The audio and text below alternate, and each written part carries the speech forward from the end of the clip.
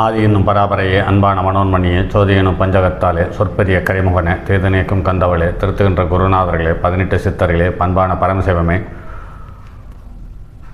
ஓதியே ஜோதிடங்கள் உரைப்பதற்கு நாத விந்து வடிவாக நல்ல துணை ஆவீரே. உலகில் உள்ள தமிழ் பேசும் அனைத்து நாள் உள்ளங்களுக்கும் மற்றும் ஜோதிட சான்றோர்களுக்கும் மூத்தோர்களுக்கும் அருளாளருக்கும் மற்றும் இந்த காணொலியை காணும் உங்களுக்கும் அஸ்ட்ரோராஜின் இனிய நல்வணக்கங்கள்.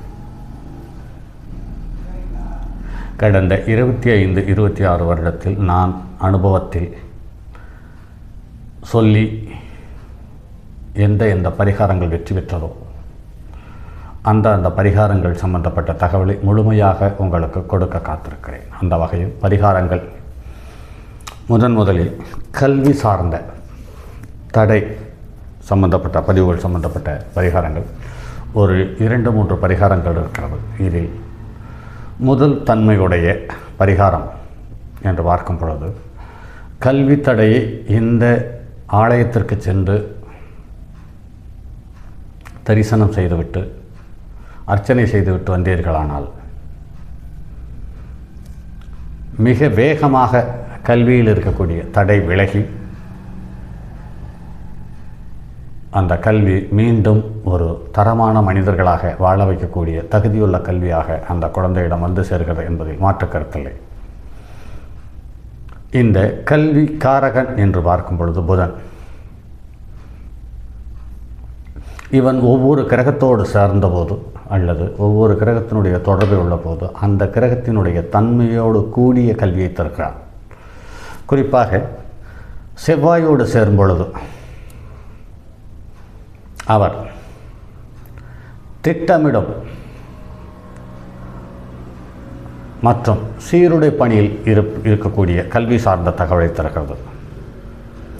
சுக்கிரனோடு சேர்ந்தபோது ஆடை அலங்காரம் மற்றும் சம்பந்தப்பட்ட மற்றும் ரம்மியமான விஷயங்களுக்கான கல்வியை தருகிறது.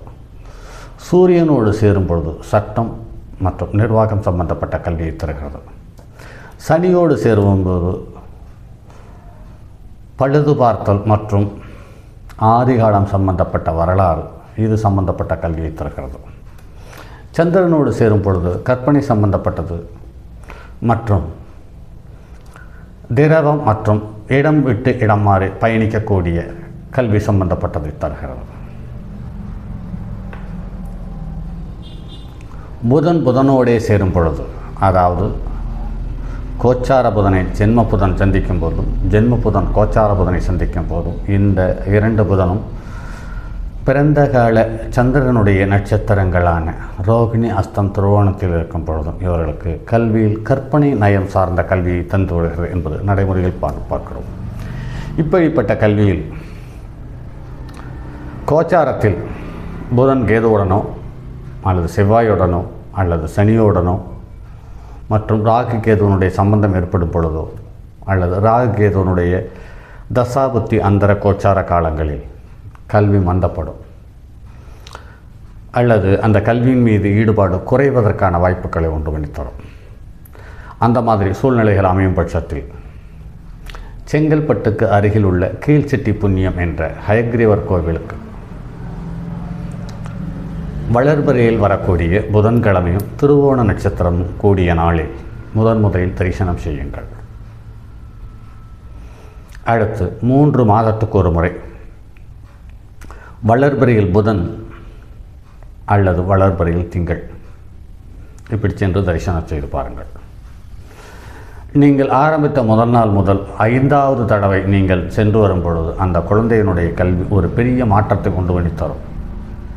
அது மட்டும் இல்லாமல் நரம்பியல் சம்பந்தப்பட்ட தொந்தரவு இருக்கும் பட்சத்தில் அந்த தொந்தரவும் நோய்களும் குணமாவதை கண்கூடாக பார்க்க முடியும். அது மட்டும் இல்லாமல் தோல் சம்பந்தப்பட்ட நோய்கள் இருக்கக்கூடிய தொந்தரவுகள் இருக்கும் பட்சத்தில் அதுவும் சரியாவதை கண்கூடாக பார்க்கலாம். அதுக்கடுத்தது தாய்மாமன் சம்பந்தப்பட்ட உறவுகளில் ஏற்படக்கூடிய கசப்புக்கள் மற்றும் தாய்மாமனுடைய குடும்பம் மற்றும் உடல்நிலை சார்ந்த விஷயங்களில் ஒரு நல்ல முன்னேற்றம் இருப்பதை காண முடியும். இப்படிப்பட்ட ஹயக்ரீவர் கீழ்ச்செட்டி புண்ணியத்தில் உள்ள ஹயக்ரீவருக்கு ஒரு தனிப்பட்ட வரலாறு சார்ந்த ஒரு கதையும் இருக்கிறது. இது 1917-20 வாக்கில் நடந்ததாக சொல்லப்பட்டிருக்கிறது. இந்த ஹயக்ரீவனுடைய சிலை பார்ப்பதற்கு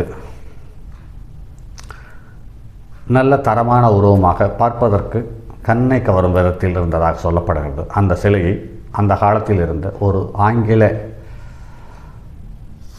அரசு அலுவலர் அந்த சிலையை இங்கிலாந்துக்கு எடுத்து செல்ல முயற்சி செய்திருக்கிறார். முதலில் தற்போது இருக்கக்கூடிய அந்த கர்ப்ப கிரகம் அந்த கர்ப்பஸ்தானத்திலிருந்து ஒரு 5 அடி தூரம் வரும் வரை ஒரே ஒரு மனிதன் எடுத்து வந்திருக்கிறார். மறுபடி ஒரு 5 அடி வருவதற்கான முயற்சி செய்த பொழுது அது 4-5 பேர் தூக்கக்கூடிய அளவில் கனமாக இருந்திருக்கிறது. அவருக்கு ஆச்சரியம் தாங்கவில்லை. எப்படி இது சாத்தியம்? ஒரு சிலை நடக்க நடக்க எடை கூடுமா என்று பயந்திருக்கிறார். மறுபடியும் நிறைய